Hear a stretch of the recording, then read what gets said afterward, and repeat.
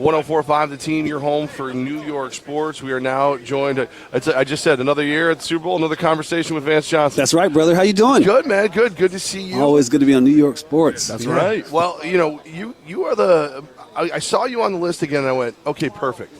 Elway. Yeah. Did you know he was going to be a good executive? Absolutely. Ironically enough, and people don't believe me, but when I played ball with Elway and Gary Kubiak, and I saw John and the way he was about the game, and how he was groomed as a child, even his father was into the game, that one day he was going to either own the Broncos or be the head coach of the Broncos or be general manager of the Broncos, and I thought Gary Kubiak would join him, and I knew this back when we were playing, and here he is.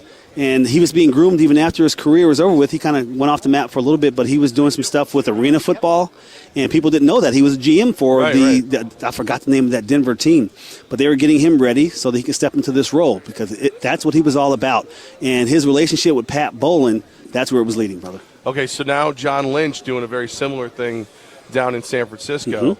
Mm-hmm. I mean, what do you think of that? He no experience in the front office and a 6-year contract. It's a bad decision. All right, okay, all right, good. All right. I like honesty. Yeah, I just don't think he's prepared for what it's going to take. This position takes someone that not only knows the game but lives the game, knows how to manage and knows how to fire, knows how to bring people in, and it's a hardcore game. I know Lynch is an amazing guy, but I don't know if he's cut out the way John Elway's mold was cut out for this position. And we already see some change with the Denver Broncos, a coaching change. Vance, they hired me. Yeah, I know, right? A fellow Vance. What can we expect from Vance Joseph in Denver? It's funny. When they first hired Vance Joseph, many people were contacting me on my Facebook page and reaching out saying congratulations. And I'm like, wait a second, you talking to the sober one or the drunk one? I want to congratulate him. I think it was a good choice. It was really good to see John just really go so far along the bar to find a black head coach. From Gary Kubiak to a black gentleman named Vance, especially because John and I weren't the best friends when I played in the league. No, we actually got along pretty well.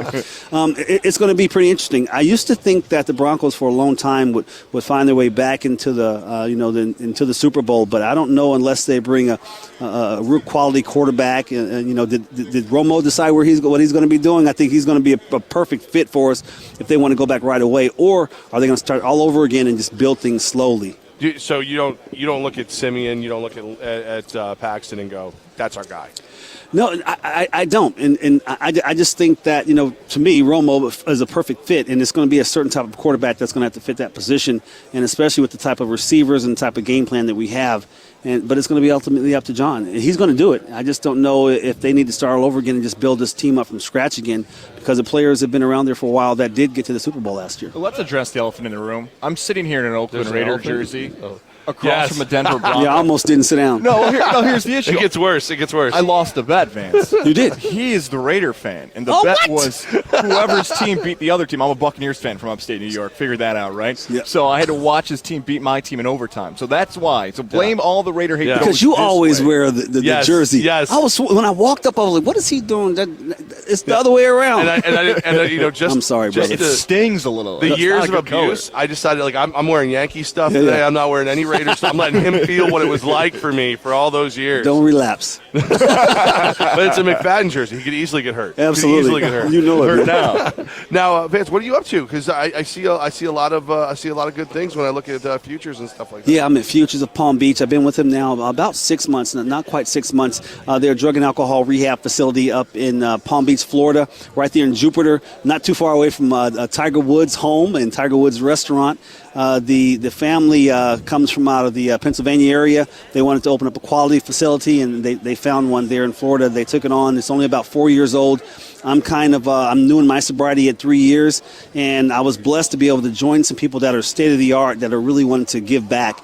And so they've given me a chance to be a community outreach where I travel around the country and speak on not only their behalf, but because I grew up in and around an addiction, and I'm sober myself now for 3 years. So people who are looking to get help, they can contact me either on my Facebook page or go to www.futuresofpalmbeach.com and see what we're all about. Because every listener you have right now, just like when I go into high schools and I talk to 1,000 kids sitting in an auditorium, we all know someone or have a loved one who's suffering from an addiction of some sort that needs to get the help. And with what's happening around the country right now, and this epidemic especially happening in the Northeast, awareness and about addiction and to break the stigma is the reason why I'm coming forward with my story and just to share every year. I'm sober another day, and I'm here, and I'm on your show, and able to reach out to those who are listening who may want to know more about it. And so this is me saying, if you're struggling with an addiction, if you have a loved one that's suffering from an addiction, there is help out there. And, you know, sometimes you say you got a trap door that you at your trap, at your rock bottom. And I found that several different times with almost losing my life to addiction. And now I'm on a path where I'm trying to lead people to get the help that they need. Vance, you mentioned the Northeast. Like, I'm hearing more. I never heard the word heroin unless I was watching Miami Vice growing up. Now it's all over the place. Yeah, you know, interesting enough, it's so crazy. I remember about 3 years ago when heroin was talked about a little bit, but it wasn't that prevalent like it is now. I did some research on heroin and saw how it came. It was out in about 4,000 years ago, man, before Jesus Christ, and how now and heroin was kind of used as a drug to help people. But what they've done is they've made these synthetic heroines now, and the kids can't afford the pills anymore that they're selling over the counter. So they're going to something that's similar, which is heroin, and it's a lot cheaper, but it's synthetic, and a lot of it is killing kids all over the place. Just hundreds and hundreds are falling in Jersey, where I live at now. And so I'm doing everything I can to reach out and educate those kids about the pitfalls of it. And if you get on heroin, it's going to kill you almost immediately. And to learn more about what Vance is working on off the field, futuresofpalmbeach.com, and that Facebook page, facebook.com/VanceJohnson82. And last year you brought some good karma to the Denver Broncos. Yeah. They win the Super Bowl. I called it. Who's going to get the good karma from Vance this year? The Falcons or the Patriots? What do you think? I'll be honest with you. 51? When I was flying down here, and I've been doing nothing but watching, you know, the great dynasty that's happening up there with Belichick and Brady. But for some reason, by the time I made it to Houston here, I just really felt like this Atlanta team and the way they're scoring points and all the different tools that they have, that there's no way that they're not going to win the ball game. I don't know if that's considered an upset now or not. I think people are starting more to trend towards Atlanta. I just don't see how, with the points that they can put on the board so early and so often, that they're going to not run away with the victory. Vance Johnson, we appreciate your time. I'm Thank shocked you, you got away from Grimes. I've never seen you. Like, he's always right in your shadow. Yeah, I'm his shadow. I'm the black guy. He's the big tall black guy. I don't know, man. He gets any more sun, he might be darker than you. Vance, we appreciate you, man, and Thanks, brother. continued success in your sobriety, and thanks for sharing the message. God bless you, man. Love your show.